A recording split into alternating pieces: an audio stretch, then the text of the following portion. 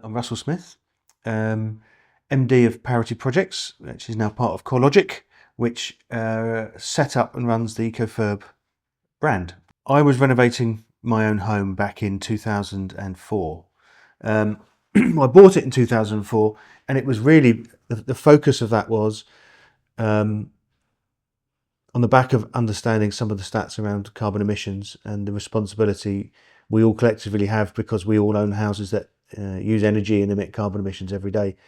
These stats weren't obvious, and they certainly weren't out there. And I spent a bit of time on a program called Engineers for the 21st Century with Forum for the Future, and I was staggered that one of the biggest challenges we had back then, and we've still got now, obviously, but was the carbon emissions that we were responsible for from the housing stock. Why did I get into it? I renovated my own home. I wanted to see what was possible. I wanted to see how far I could get with the very limited budget I had.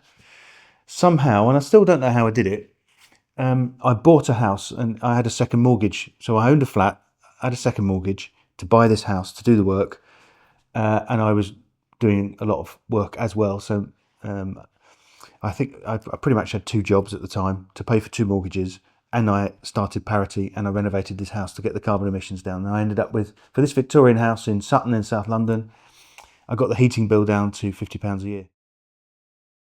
The biggest challenges in the first home 20 years ago were that nobody knew really what I was talking about at all. You can argue that's in the industry that hasn't really changed that much, but things are really on the up. But back to then, all the builders that came were really quite intimidated by the plans that I had. The building control officers had no clue about what I was doing and couldn't really sign anything off without a multitude of them coming around and having a committee meeting.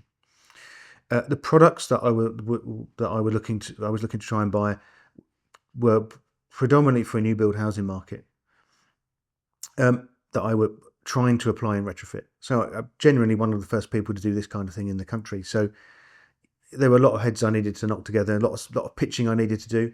Having said that, a lot of people did donate me some insulation or significant reductions in cost, at least anyway. So Sheffield Insulation Group, for instance, they were really generous with providing me some heavily discounted materials. They won't remember. I don't suppose any of those people are there anymore, but thank you. So that was the main thing. And I was learning how to manage a contractor who didn't know what he was doing. So I'd done that in the previous job, but actually this is a new territory. The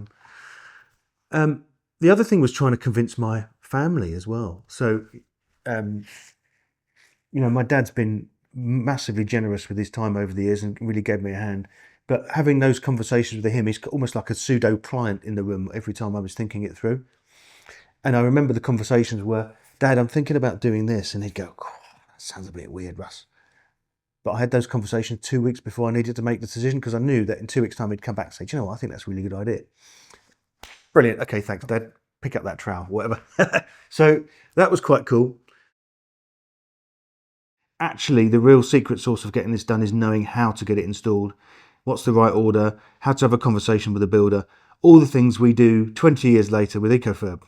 Get the advice early, and you have to pay for that advice. There's free stuff online, you can piece it together, but that took me a year, which is why I ended up thinking I should be doing this for other people. It takes that long. And even then, where there weren't many options, now there's hundreds of options, right? There's different tariffs you can get from Octopus and OVO and all these other guys. All these are in the mix now with the technology, and think the ways you can control your home and the smart this and dumb that, and what works for me. Having that plan up front, using people that have done it before, is by far the best way to make sure you are spending the least amount to get the maximum benefit over time. And of course, when you do any work in a home, it's a big hassle, very disruptive. Particularly if the heating gets turned off for a few days or the electricity's off or whatever. You need to get it right first time, really. But, you need to get the plan right first time is what I learned.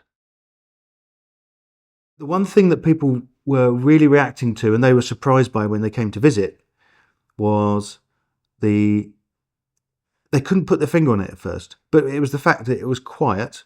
Lots of insulation in a house makes the place very quiet. And the house was next to a timber yard with a forklift truck beeping away from sort of 6:30 in the morning. Couldn't hear any of that. There were no cold spots in the house. There were no drafts. These are things that people on the whole hadn't really experienced before. Yeah, if you speak to someone that lives in a passive house, that's normal for them, right? Now, this wasn't a passive house. The house you're in now isn't a passive house. But it's made a substantial improvement on the performance of the fabric and the gaps between things, and something called thermal mass, which is about your building retaining heat and changing its temperature slowly. Even if you get a sudden drop in temperature outside, your building itself is reacting very slowly to those things. So there is a comfort level to that. So people were coming into my house in Sutton and they were experiencing this comfort that they couldn't really describe, but they knew it was nice and they knew it's something they wanted. But so if you're an advisor to people like that, you can't necessarily tell them, well, it's going to be X levels of comfort up for this amount of money spent. You can't do that. But it is genuinely a big improvement and something that people would buy and will buy. But we can't necessarily put that in a report. You've got to come to a house and experience it. So there are plenty of people up and down the country that have open days on their homes. I definitely recommend go and visit some of those.